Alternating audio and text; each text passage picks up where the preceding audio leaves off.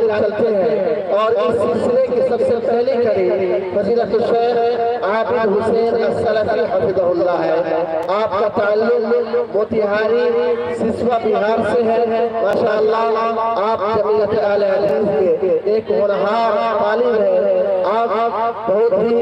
نشیب طالب ہیں۔ الفجر کی ایک ٹیم ہے سسوا کے اندر جو سلف صالحین کے پرچارک ہے اور ایک جماعت اسلامی اور اخوانیوں کے گڑھ میں آپ نے اور آپ کے الفجر کی جو ٹیم ہے الحمدللہ ہلچل مچا دیا ہے اور آج آپ کے سامنے اس پروگرام میں بڑی دقت اور پریشانی کے ساتھ آپ کے سامنے شرکت کی ہے۔ کل بھی الحمدللہ اسی طریقے کا ایک عالیشان پروگرام ہے۔ میں بڑے ہی ادب احترام کے ساتھ بڑے بھائی فضیلت الشیخ عابد حسین السلفی حفظہ اللہ سے کو دعوت اسٹیج دیتا ہوں اور گزارش کرتا ہوں کہ آپ اپنے مقررہ وقت میں اپنے خطاب کو ختم کریں گے۔ اسٹیج پر فضیلت الشیخ عابد حسین السلفی حفظہ اللہ سسوا موتیہاری۔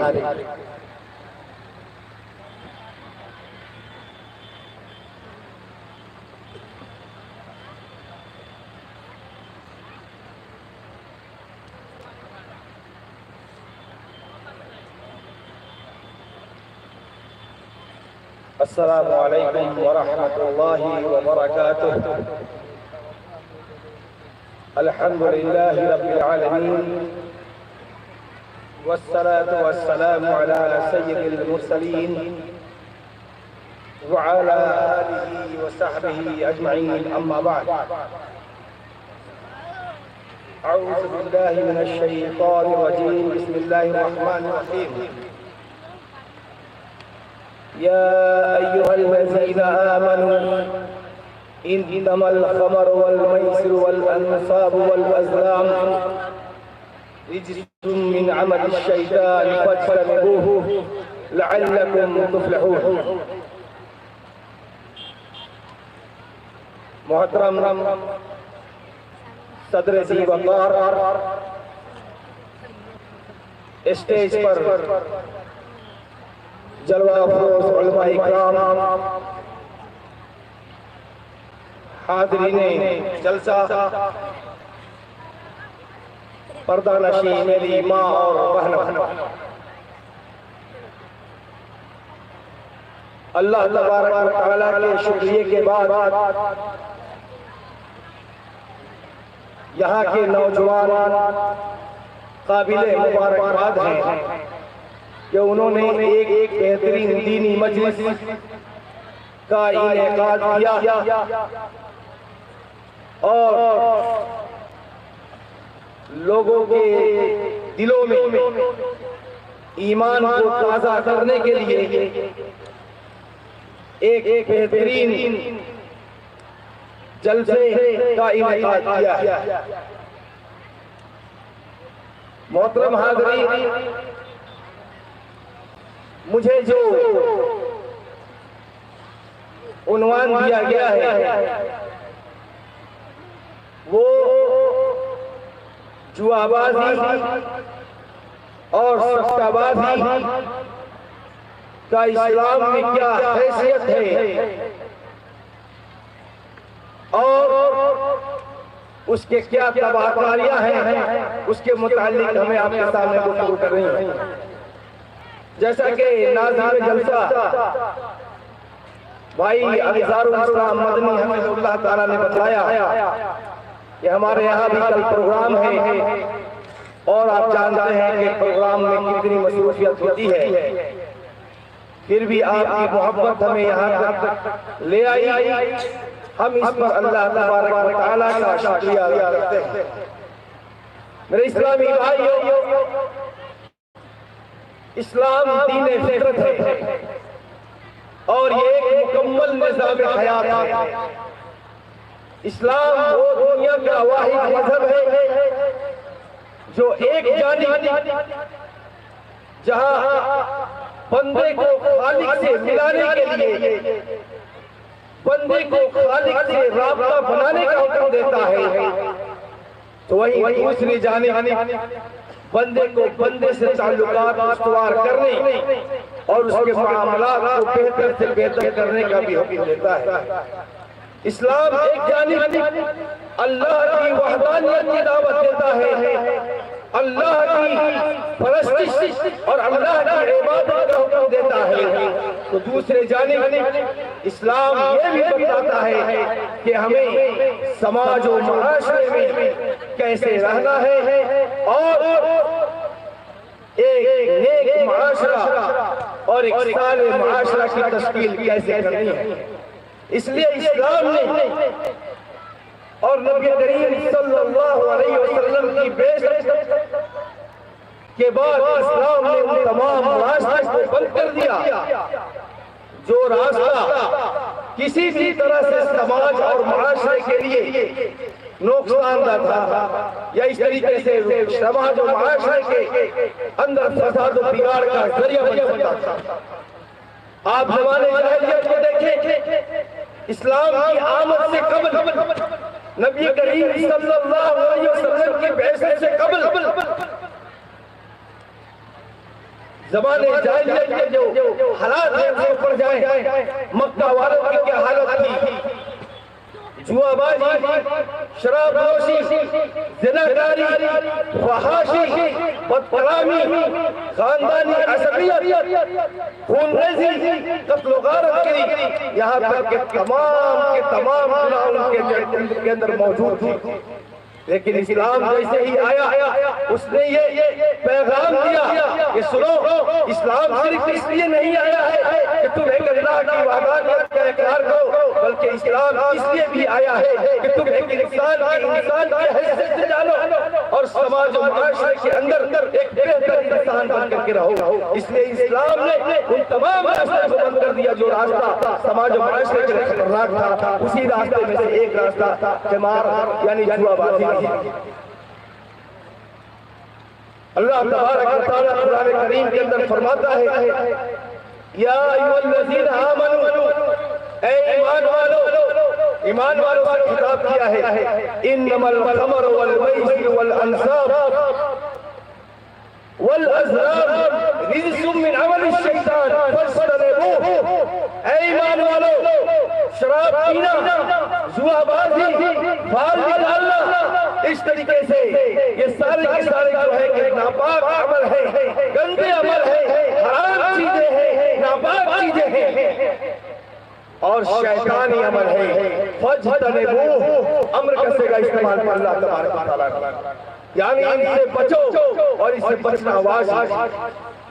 اگر تم نے اس امر کی، اس حکم کی اطاعت کی تو کامیاب ہوگے، اور اگر اس حکم کی تم نے بدعملی نہیں کی اور تم نے اللہ کے فرمان کو کچل دیا، پامال کیا، تو اللہ تبارک و تعالیٰ کے نزدیک تم گنہگار ہوگے۔ اور اللہ تبارک و تعالیٰ نے آگے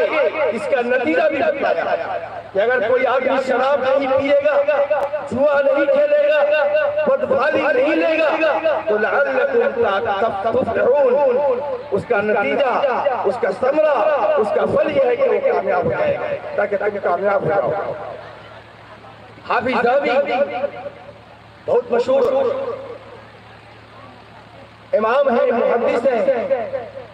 وہ اپنی کتاب الاعتبار کے اندر جوا بازی کو 20واں سب سے بڑا گناہ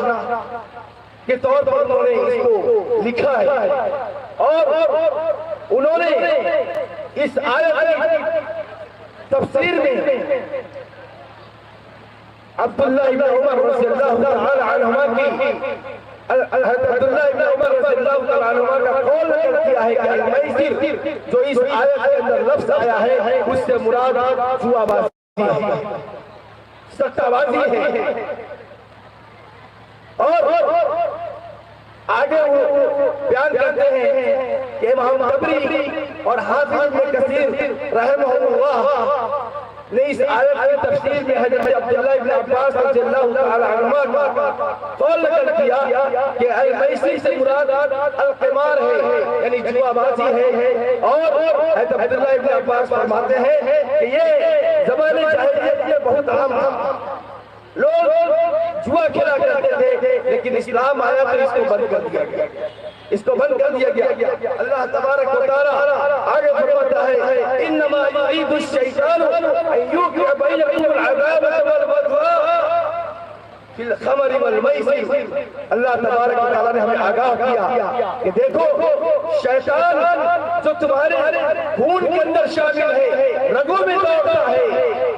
وہ تمہارے درمیان دشمنی پیدا کرنا چاہتا ہے، وہ تمہارے درمیان بغض، کینہ، دشمنی، اختلاف، جھگڑا، جدال سب کچھ پیدا کرنا چاہتا ہے۔ کس کے ذریعے سے؟ شراب نوشی کے ذریعے سے۔ شراب پینے والا سماج کا سب سے برا شخص ہوتا ہے، جوا کھیلنے والا سماج کا سب سے بدتر انسان ہوتا ہے۔ دن رات اس کے گھر میں جھگڑے ہوتے ہیں، اپنے گھر والوں سے جھگڑا کرتے کرتے تھک جاتا ہے، پڑوسی جھگڑا کرتا ہے، پڑوسی سے جھگڑا کرتے تھک جاتا ہے تو پاس پڑوس کے جتنے بھی لوگ ہوتے ہیں سب سے جھگڑا کرتا ہے۔ نتیجتاً شرابی کے گھر کے سامنے سے کوئی آدمی گزرنے سے بھی کتراتا ہے، سماج اس کا بائیکاٹ کر دیتا ہے کہ اگر ہم سے بات کریں گے، شبہ باز سے بات کریں گے تو یہ آدمی ہمیں گالی دے گا، اور اس طریقے سے اس کے ساتھ اپنے بچوں کو رکھنا بھی نہیں چاہتا کہ اس کے ساتھ جائے گا تو ہمارا بچہ بھی خراب ہو جائے گا۔ تو اللہ تبارک و تعالی نے شراب کو اور جوا بازی کو، جوا کو شیطانی عمل بتایا، اور شیطان کے ذریعے سے بغض، کینہ، عداوت، شرکسی معاشرے کے اندر لانے کا ذریعہ بتایا۔ میرے بھائیوں، اس طریقے سے اللہ کے نبی صلی اللہ علیہ وسلم نے مختلف مقامات پر ہمیں یہ متنبہ کیا کہ جوا بازی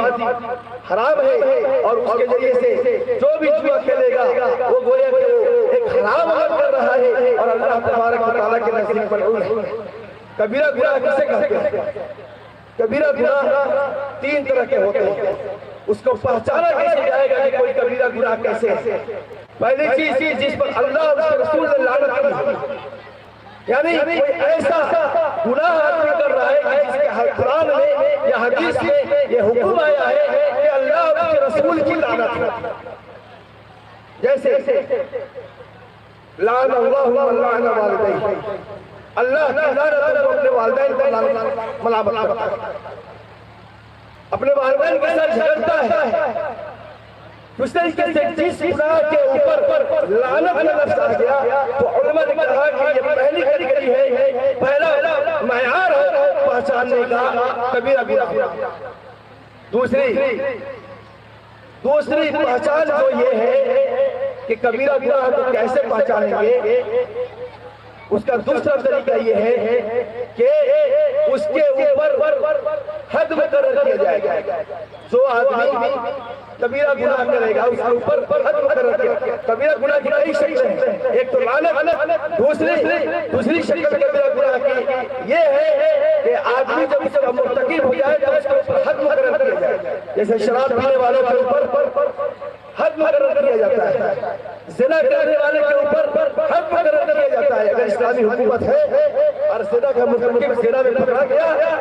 اور شادی شدہ ہے تو اس کو رجم کیا جائے گا، سنسار کیا جائے گا، اور اگر کنوارا ہے، کنواری ہے تو اس کو کوڑے مارے جائیں گے اور اس کو 1 سال کے لیے جلاوطن کیا جائے گا، گاؤں سے، ملک سے، صوبہ سے باہر کر دیا جائے گا۔ اس کو کہتے ہیں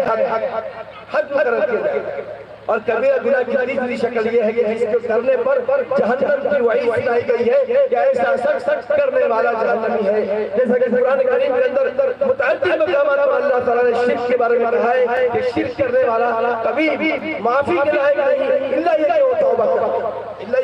کر لے۔ تو کبیرہ گناہ میں سے جو حافظ ذہبی نے جو کبیرہ گناہ جو لگ بھگ 700 گناہ تک انہوں نے شمار کیا، کئی ایک کتاب میں 70 گناہ کا انہوں نے شمار کیا ہے، علماء نے کئی تعداد بتائی ہے، اس میں انہوں نے 20واں مقام دیا ہے کہ جوا بازی 20واں کبیرہ گناہ ہے۔ اس طریقے سے حافظ ابن حجر اس کو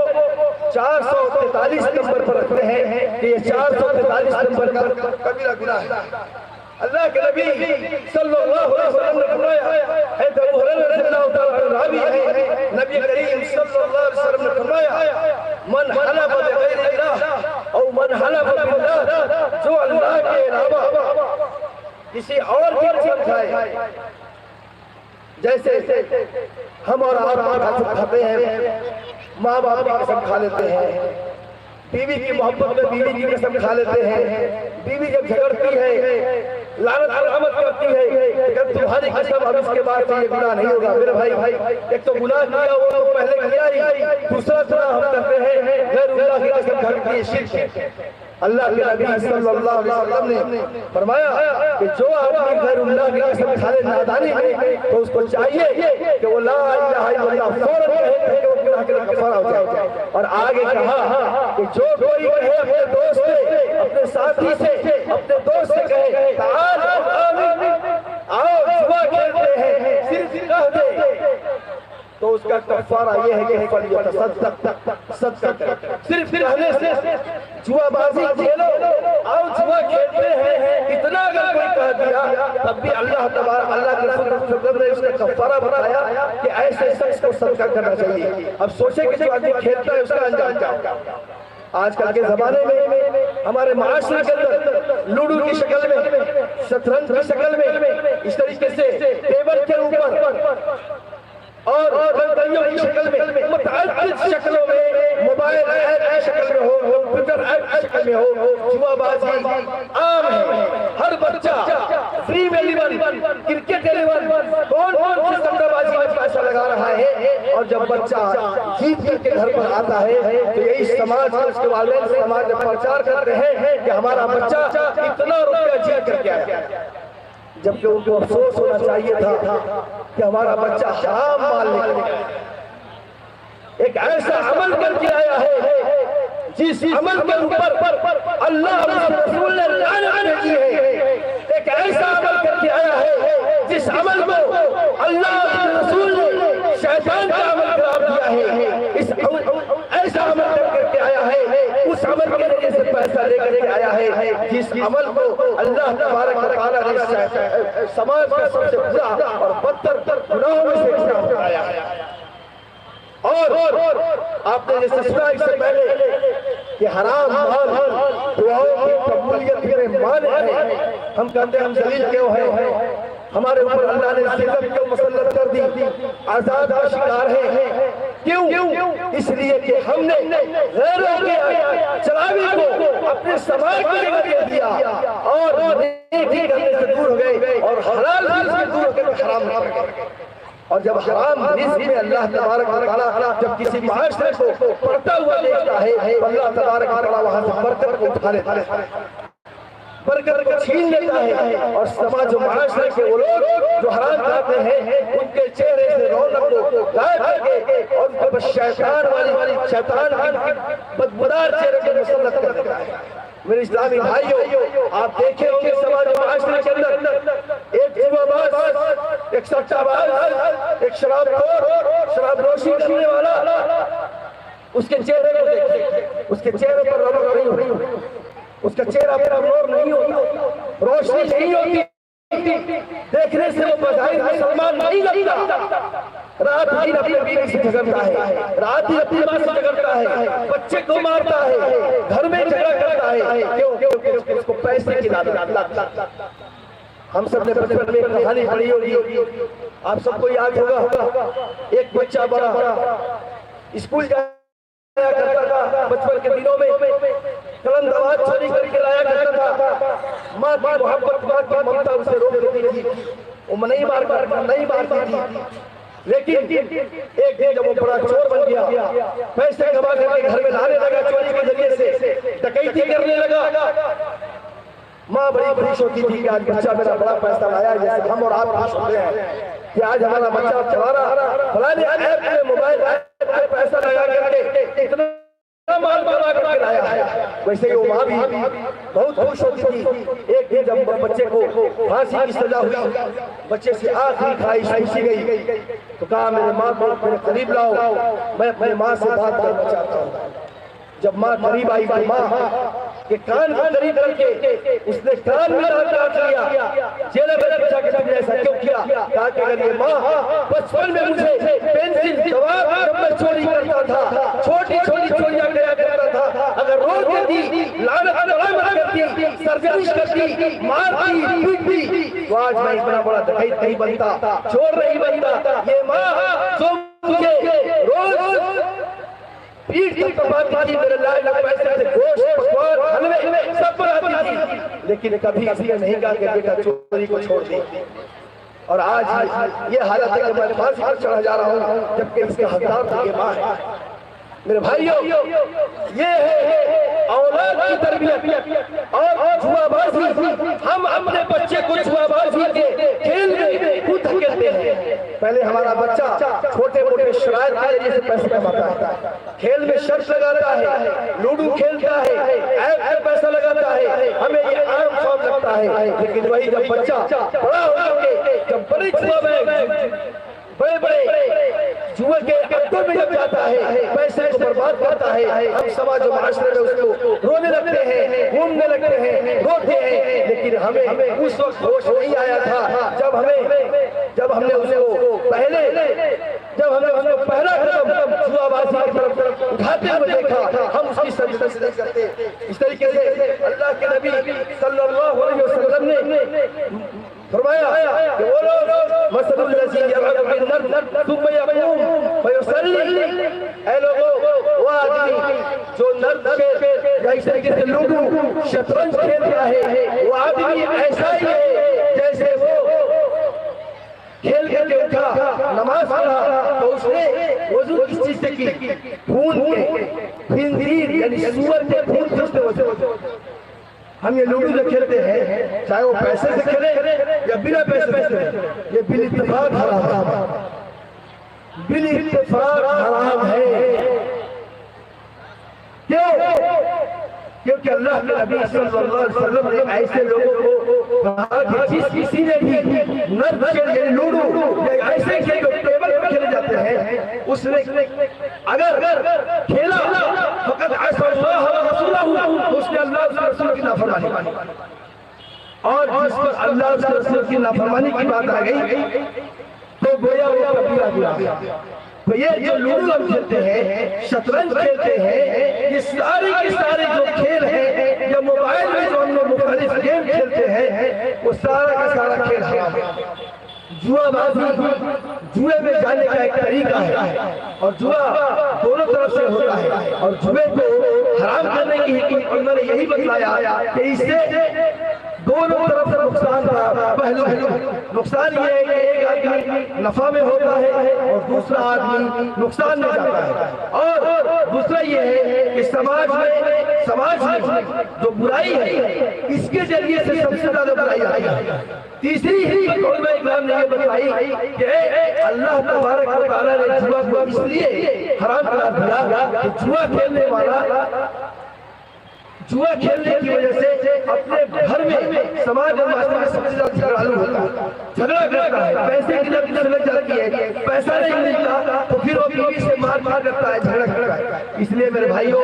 میرا وقت ہو چکا ہے، اور جو میرا موضوع تھا میں نے اپنی جانی سے کوشش کی کہ میں اس کا حق ادا کروں۔ سب سے اہم بات یہ ہے کہ ہم جو یہاں آئے ہیں، ہم دین کی بات سننے کے لیے آئے ہیں، یہ سوچ کر کے آئے ہیں کہ اللہ تبارک و تعالیٰ ہم جو بھی سنیں اللہ تعالیٰ اسے ہمارے دلوں پر اتار دے، اس پر ہم عمل کریں، تبھی یہ اجلاس کامیاب ہوگا۔ جو سماج میں پھیلی ہوئی برائیاں ہیں، جیسے مختلف عناوین ہیں، اصلاح معاشرہ نام کی ہے اور اصلاح معاشرے کے متعلق گفتگو بھی ہو رہی ہے، اس کو ہمیں اپنے اور اپنے گھروں میں لاگو کرنا ہوگا۔ سب سے پہلے انسان کو اپنے نفس کا اصلاح کرنا ہے، اس کے بعد اپنے بال بچوں، اللہ کے رسول کو سب سے پہلے اپنے رشتہ داروں کو ڈرانے کا حکم ہوا، اور اسی طریقے سے قیامت کے دن ایک آدمی جنت کا پروانہ اسے مل گیا رہے گا، اس کے پاس اللہ تبارک و تعالیٰ کی عدالت میں اس کی بیوی اس کے بچے دوڑتے ہوئے آئیں گے۔ یہ حدیث سنیں، اللہ تبارک و تعالیٰ کی عدالت میں جب بیوی اور بچے آئیں گے کہیں گے اے اللہ یہ تیری عدالت ہے، تیری عدالت میں انصاف ہوتا ہے، ظلم نہیں ہوتا،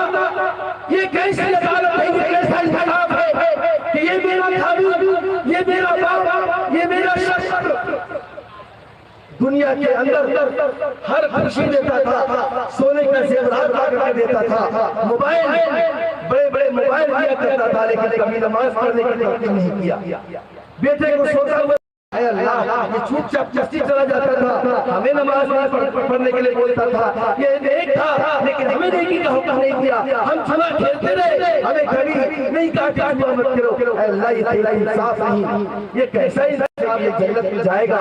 اور ہم جہنم میں جائیں گے. اللہ تبارک و تعالیٰ اس جنتی آدمی کو بھی جو نیکیوں کے بدولت جنت کے میں جانے کے قریب ہوگا, اس کے بال بچوں کے ساتھ ساتھ جہنم میں پھینک دے گا. تو یہ ہے میرے بھائیوں, ہم یہاں آئے ہیں, ہمیں خود کے ساتھ ساتھ اپنے بال بچوں کو, بیوی کو, اس کے بعد سماج و معاشرے کی اصلاح کے لیے آئے ہیں. یہ جو برائیاں عام ہیں اس کو ختم کریں. اللہ تبارک و تعالیٰ سے دعا ہے اللہ تبارک و تعالیٰ ہم سبوں کو کہنے سے زیادہ عمل کرنے کی توفیق عطا فرمائے, ہمیں حرام مال سے بچائے اور حلال رزق کھانے کی توفیق عطا فرمائے. آمین یا رب العالمین. وآخر دعوانا الحمدللہ رب العالمین. السلام علیکم ورحمۃ اللہ وبرکاتہ. ماشاء اللہ تبارک اللہ. یہ تھے فضیلت الشیخ عابد حسین السلفی حفظہ اللہ, جو جوا اور سٹہ بازی اور اس طرح کے جو دوسرے حرام عمل ہے اس کے اوپر بہت ہی سنجیدگی کے ساتھ بہت ہی خوبصورت خطاب آپ لوگوں کے سامنے بیان کر رہے تھے. یقینی طور پر میں یہ کہہ سکتا ہوں کہ آپ کا خطاب جو ہے سامعین بغور سماعت فرما رہے تھے. بس اللہ رب العالمین سے دعا کرتا ہوں کہ اللہ رب العالمین آپ کی کہی ہوئی تمام باتوں پر عمل کرنے کی توفیق دے. حاضرین جلسہ, ہمارے مقرر فضیلت الشیخ عبدالغفار السلفی حفظہ اللہ نیپال تشریف لا چکے ہیں, بورڈر پار کر چکے ہیں الحمدللہ. ساتھی لوگ ان کو لانے کے لیے گئے ہیں, ریسیو کر کے انشاءاللہ آدھے گھنٹے میں آپ کے گاؤں تک پہنچ کر کے